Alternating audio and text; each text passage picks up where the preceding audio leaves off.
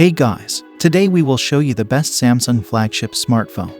On and only the Samsung Galaxy Z Fold 3 5G cell phone. We only talk about this monster cell phone. Don't go anywhere. Stay connected with us. Let's go. The Samsung Galaxy Z Fold 3 is a flagship smartphone.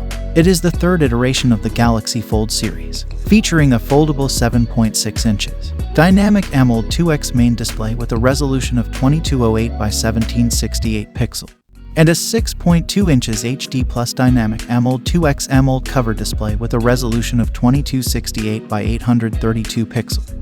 The phone is powered by a Qualcomm Snapdragon 888 5G processor, with either 12GB or 16GB of RAM and 256GB or 512GB of internal storage. Do more of what you love at the same time with Galaxy Flex mode. Fold it at any angle and hold it any way you like, or go hands-free and not hold it at all. It runs on Samsung's One UI 3.5, based on Android 11. The Galaxy Z Fold 3 also features a triple camera setup, including a 12MP ultra-wide camera, a 12MP wide-angle camera, and a 12MP telephoto camera with 2x optical zoom.